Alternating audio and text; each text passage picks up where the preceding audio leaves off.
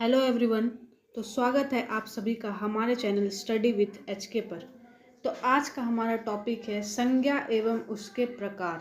ठीक है, आज हम लोग क्या देखने वाले हैं, संज्ञा और साथ में उसके प्रकार। तो चलिए स्टार्ट करते हैं हमारे वीडियो को। एक मिनट रुकना थोड़ा। तो सबसे पहले संज्ञा क्या होता है हम ये देखेंगे। तो किसी व्यक्ति, वस्तु, स्थान या भाव के नाम को संज्ञा कहते हैं। तो संज्ञा क्या होता है, किसी भी व्यक्ति का नाम, वस्तु, स्थान या भाव के नाम को, या फिर ऐसा समझो कि दुनिया में जितना भी चीज़ है सब संज्ञा है। ठीक है, जैसे वीर भगत सिंह, वृंदावन, कलम, प्यार। तो वीर भगत सिंह क्या है, किसी व्यक्ति का नाम है। वृंदावन क्या है, किसी स्थान का नाम है। कलम एक वस्तु है। और प्यार क्या है, ये भाव है, हम लोगों का भाव है कि हाँ भाई हम तुमसे प्यार करते हैं। ठीक है, तो किसी संज्ञा क्या हो गया, किसी व्यक्ति, वस्तु, स्थान या भाव के नाम को संज्ञा कहते हैं। अगला है हमारा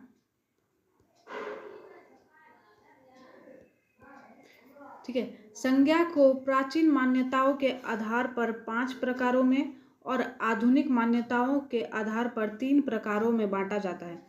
अब आपसे ऑब्जेक्टिव में क्वेश्चन पूछ सकता है कि संज्ञा को कितने प्रकार से बांटा जा सकता है। तो संज्ञा को 2 प्रकार से बांटा जा सकता है। ठीक है, पहला प्राचीन मान्यता के आधार पर और दूसरा आधुनिक मान्यता के आधार पर। प्राचीन मान्यता के आधार पर कितने प्रकार का होता है संज्ञा, 5 प्रकार का। ठीक है, और आधुनिक मान्यता के आधार पर कितने प्रकार का होता है, 3 प्रकार का। फिर क्या है, प्राचीन मान्यता के आधार पर संज्ञा के प्रकार। अब प्राचीन मान्यताओं के आधार पर संज्ञा के क्या क्या भेद होते हैं वो देखेंगे। तो पहला हो गया व्यक्तिवाचक संज्ञा, दूसरा जातिवाचक, तीसरा भाववाचक, चौथा द्रव्यवाचक और पांचवा यहाँ भाववाचक, सॉरी गलती से भाववाचक हो गया है, यहाँ पे होगा समूहवाचक संज्ञा, इसको सही कर लेना। ठीक है, तो प्राचीन मान्यताओं के आधार पर संज्ञा 5 प्रकार का होता है। कौन कौन सा, व्यक्तिवाचक, जातिवाचक, भाववाचक, द्रव्यवाचक और समूहवाचक। ठीक है, फिर क्या है, आधुनिक मान्यताओं के आधार पर संज्ञा के प्रकार। आधुनिक मान्यताओं के आधार पर संज्ञा कितने प्रकार का होता है, 3। पहला व्यक्तिवाचक, दूसरा जातिवाचक और तीसरा भाववाचक। समूहवाचक और द्रव्यवाचक को जो है उसको आधुनिक मान्यता के आधार पर उसको जातिवाचक में सम्मिलित कर दिया गया है। ठीक, और हम लोग जो ग्रामर पढ़ते हैं उसको हम लोग किसके आधार पर पढ़ते हैं, प्राचीन मान्यता के आधार पर। मतलब हम लोगों को 5 प्रकार का संज्ञा पढ़ना है। ठीक है, तो पहला क्या है, व्यक्तिवाचक संज्ञा। तो व्यक्तिवाचक संज्ञा क्या होता है, जिस संज्ञा शब्द से किसी खास, याद रखना, किसी खास व्यक्ति, स्थान या वस्तु का बोध हो उसे व्यक्तिवाचक संज्ञा कहते हैं। ठीक, खास मतलब जैसे कि अगर हम बोले श्री नरेंद्र मोदी, तो नरेंद्र मोदी लेंगे तो क्या, किसका फेस हम लोगों के सामने बनेगा, मोदी जी का। ठीक है, हमारे प्राइम मिनिस्टर का। तो ये क्या है, ये एक खास व्यक्ति है, मतलब उनका नाम है, उनके उस नाम से हम लोग उनको जानते हैं। जैसे जर्सी गाय, अगर हम सिर्फ गाय बोले तो गाय मतलब क्या, कोई भी गाय। ठीक है, नॉर्मल कोई भी गाय, जितने भी तरीके के गाय होता है। अब हम बोलेंगे जर्सी गाय, तो जर्सी गाय मतलब क्या, कोई खास तरीके का गाय। ठीक, तो ये क्या हो गया, व्यक्तिवाचक संज्ञा। वृंदावन, वृंदावन क्या है, एक जगह है। वृंदावन मतलब हमारे कृष्ण जी का घर। ठीक है, तो अगर हम कोई भी नॉर्मल बोले, कोई भी स्थान, तो वो नॉर्मल होगा। ठीक, अगर हम बोले वृंदावन, तो वृंदावन क्या है, प्रॉपर एक जगह का नाम है। तो वृंदावन क्या हो गया, व्यक्तिवाचक संज्ञा। अब अप्सरा पेंसिल, अगर हम कोई भी पेंसिल बोले, ठीक, कोई भी पेंसिल, नॉर्मल दुकान में तो बहुत ही तरीके का पेंसिल मिलता है, तो वो क्या होगा, वो जातिवाचक संज्ञा हो जाएगा। लेकिन अगर हम बोलेंगे अप्सरा पेंसिल, तो हाँ पता चलेगा ना कि रेड और ब्लैक में पेंसिल आता है, उसी को बोलते हैं अप्सरा पेंसिल। तो ये क्या हो गया, व्यक्तिवाचक संज्ञा। ठीक, चलते हैं आगे। आगे हमारा जातिवाचक संज्ञा। जातिवाचक संज्ञा क्या होता है, जिस संज्ञा शब्द से किसी व्यक्ति, वस्तु या स्थान के संपूर्ण जाति का बोध हो।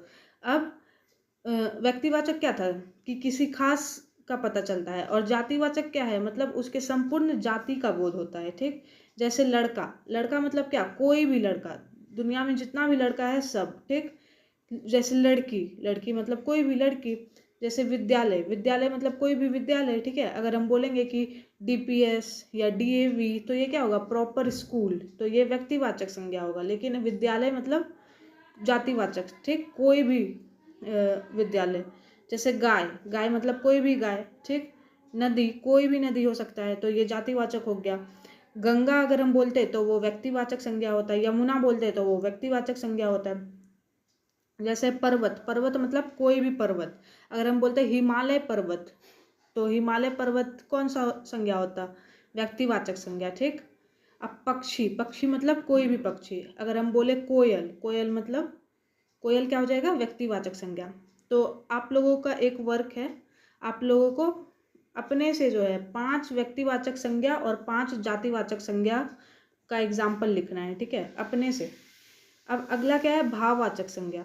भाववाचक संज्ञा क्या होता है, जिस संज्ञा सबसे किसी व्यक्ति, वस्तु, स्थान के गुण, दोष, ठीक है, अवस्था या मन के भावों का बोध हो, उसे भाववाचक संज्ञा कहते हैं।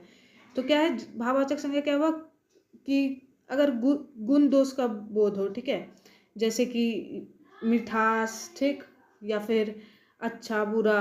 अवस्था, अवस्था जैसे कि बुढ़ापा या बचपन, ठीक। मन के भाव, मन का भाव जैसे क्या, प्रेम, घृणा, किसी से हम लोगों को प्रेम है, किसी से घृणा है, नफरत है, ठीक। तो ये सब क्या हुआ, भाववाचक संज्ञा। भाववाचक जिससे भाव का बोध हो, जैसे कि प्रेम, घृणा, बुढ़ापा, बचपन, मिठास, शत्रुता, मित्रता, लंबाई इत्यादि। मतलब भाववाचक संज्ञा क्या, जिसको हम देख नहीं सकते हैं, ठीक, बस हम जिसको फील कर सकते हैं, वो क्या हो गया, भाववाचक संज्ञा। अब आगे क्या है, आगे एक नोट है, और नोट में क्या है वो देखते हैं कि कुछ भाववाचक संज्ञाएं स्वतंत्र होती है और कुछ भाववाचक संज्ञाओं में विभिन्न प्रत्यय लगाकर बनाए जाते हैं। प्रत्यय होता है जो किसी शब्द के पीछे लगते हैं, ठीक। तो स्वतंत्र भाववाचक संज्ञा जैसे क्रोध, प्यार, नफरत आदि, इसमें कोई दूसरा वर्ड जुड़ा हुआ नहीं है, तो ये क्या हो जाएगा, स्वतंत्र भाववाचक संज्ञा है। अब प्रत्यय लगाकर बनाए गए भाववाचक संज्ञाओं में जैसे कि बुढ़ापा, तो बुढ़ापा क्या है, बूढ़ा प्लस आपा, तो पीछे क्या लगा है, आपा। जैसे लंबाई, लंबाई में क्या है, लंबा प्लस आई। जैसे मिठास, मीठा प्लस आस। जैसे सच्चाई, सच्चा प्लस आई। तो ये सब क्या है, प्रत्यय लगाकर बनाए गए भाववाचक संज्ञाएं, ठीक। आगे हमारा द्रव्यवाचक संज्ञा। द्रव्यवाचक संज्ञा क्या होता है, जिन वस्तुओं को नापा या तौला जा सके उनके नामों को द्रव्यवाचक संज्ञा कहते हैं। तो द्रव्यवाचक संज्ञा क्या होता है, जिनको हम लोग नाप या तौल सकते हैं। जैसे सोना, सोना को हम लोग नापते हैं 1 ग्राम सोना, 2 ग्राम सोना, ठीक है। चावल, चावल को भी नापते हैं 1 kg, 2 kg। तेल को भी नापते हैं लीटर में। कपड़ा को भी नापते हैं मीटर में। दूध को भी नापते हैं लीटर में। तो ये सब क्या हो गया, द्रव्यवाचक संज्ञा, ठीक। अगला है समूहवाचक संज्ञा। समूहवाचक संज्ञा क्या होता है, जिस संज्ञा सबसे समूह या झुंड का बोध हो उसे समूहवाचक संज्ञा कहते हैं, ठीक है।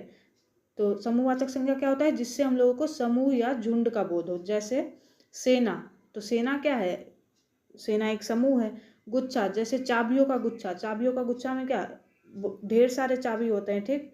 जैसे सभा, ठीक। जैसे संघ, जैसे वर्ग या कक्षा, वर्ग या कक्षा में क्या होता है, ढेर सारे विद्यार्थी पढ़ते हैं, तो वो क्या होगा, समूहवाचक संज्ञा इत्यादि।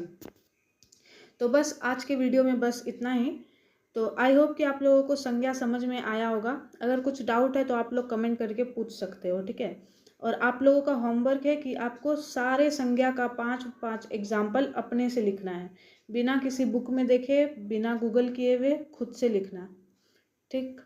तो अगले वीडियो में हम लोग संज्ञा का ऑब्जेक्टिव करेंगे। मिलते हैं अगले वीडियो में, ठीक।